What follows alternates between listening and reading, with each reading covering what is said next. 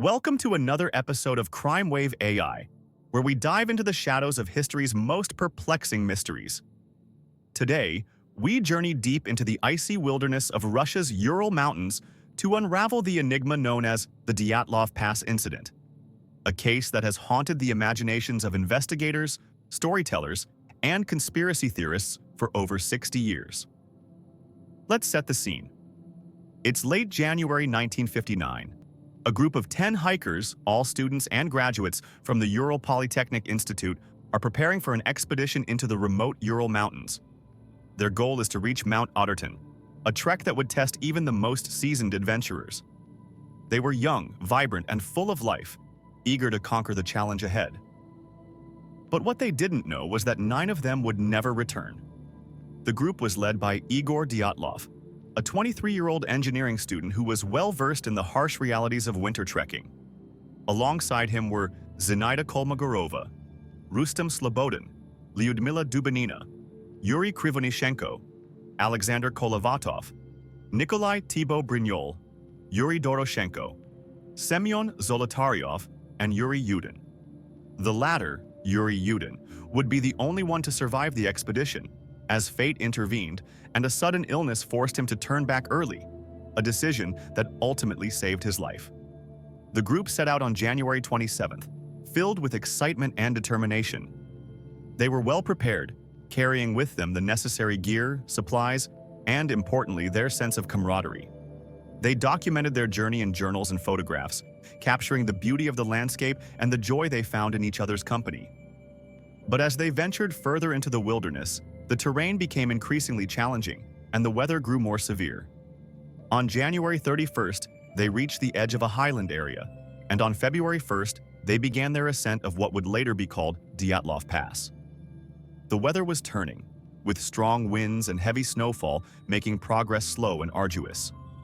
As night fell, the group made camp on the slopes of Kolatyakul, a name that, in the local Mansi language, ominously translates to Dead Mountain.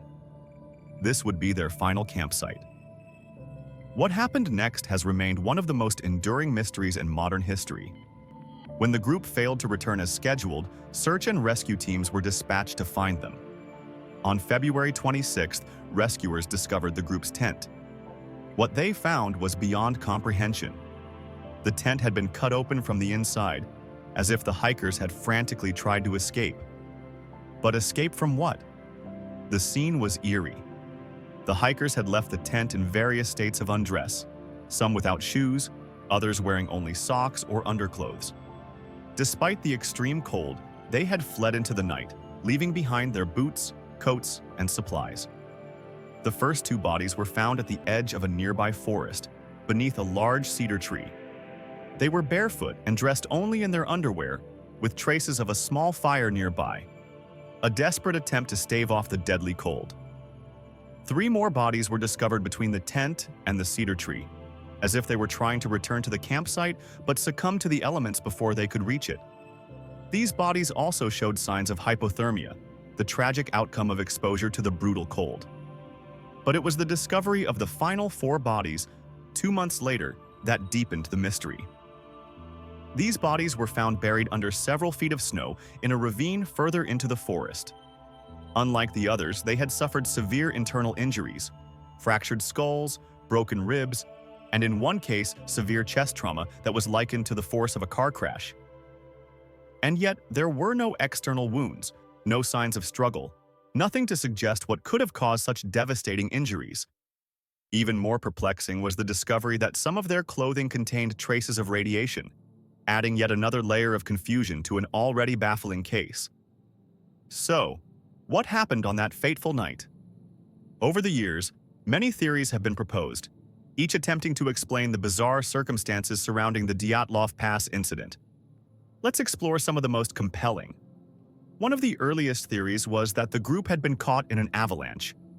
This would explain why they fled the tent in such a hurry, cutting their way out from the inside in a frantic attempt to escape.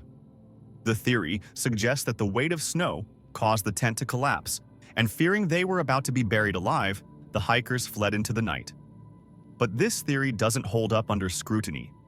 For one, the slope where they camped was not steep enough to trigger a typical avalanche. Additionally, no significant snow deposits were found over the tent or the bodies, and the injuries sustained by some of the hikers were inconsistent with those typically caused by avalanches.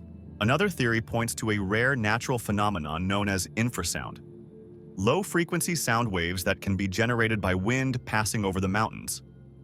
Some researchers speculate that these sound waves could have induced a state of panic in the hikers, causing them to flee the tent in confusion and fear.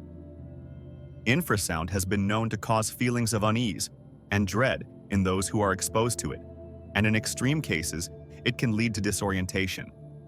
But could infrasound alone explain the trauma inflicted on some of the hikers? The absence of physical evidence makes this theory difficult to prove. Then, there's the possibility of a military involvement. The Ural Mountains were known for secretive military activities during the Cold War, and some believe that the hikers may have stumbled upon a covert operation, perhaps testing of parachute mines or other experimental weapons. The strange burns, the radiation, and the severe internal injuries could all point to an encounter with some form of military testing. But the Soviet government, as you might expect, denied any involvement. Still, the presence of radiation on the clothing remains unexplained, and this theory continues to attract attention. Another theory involves a confrontation with local indigenous people, the Mansi. However, this theory is widely discredited, as the Mansi people were known to be peaceful and had no history of violence against outsiders. Moreover, there were no signs of a struggle at the scene, and no evidence to suggest that another group of people had been present. As with any mystery, there are also the more outlandish theories, ranging from encounters with extraterrestrial beings to a Yeti-like creature. While these ideas capture the imagination, they stray far from the realm of rational explanation. So, where does that leave us? Despite extensive investigations, both at the time and in the years since, there is still no definitive answer to what happened to the Dyatlov group. The official Soviet inquiry concluded that the hikers had died as a result of a compelling natural force, a vague and unsatisfying explanation that leaves much to be desired. In 2020, more than 60 years after the incident, Russian authorities reopened the case, eventually concluding that an avalanche, or more specifically, a slab avalanche, was the most likely cause of the hikers' deaths. A slab avalanche occurs when a dense, cohesive layer of snow breaks away from the rest and slides down the slope. This could potentially explain the injuries found on the bodies and the panic that led them to flee the tent. However, many experts and those familiar with the case remain skeptical, arguing that the evidence still doesn't fully support this conclusion. As we ponder this mystery, it's important to remember that behind the enigma are 9 young people who lost their lives in a tragic and terrifying way. Igor Dyatlov, Zinaida Kolmogorova, Rustem Slobodin, Lyudmila Dubinina, Yuri Krivonishenko, Alexander Kolevatov, Nikolai Thibaut Brignol, Yuri Doroshenko, and Semyon Zolotaryov. They were students, athletes, dreamers, and friends. They had families who mourned their loss and who, to this day, have not received the closure they deserve. The Dyatlov Pass incident is more than just a mystery. It's a reminder of the unpredictable and often unforgiving nature of the world we live in. It challenges our understanding of what can happen when humans are pitted against the raw forces of nature, or perhaps even against forces we don't fully comprehend. In the end, the truth of what happened that night on the slopes of Dead Mountain may never be fully known. But the story of the Dyatlov Pass incident continues to resonate, not because of the answers it provides, but because of the questions it raises. It serves as a testament to the enduring power of mystery, the allure of the unknown, and the deep human desire to seek out the truth, no matter how elusive it may be. Thank you for joining us on this journey into one of the most baffling cases in modern history. Here at Crime Wave AI, we strive to bring you stories that challenge the mind and stir the imagination, always with respect for those who lived through the events we discuss. If this story has captivated you as it has so many others, be sure to subscribe and hit the notification bell so you won't miss our next episode.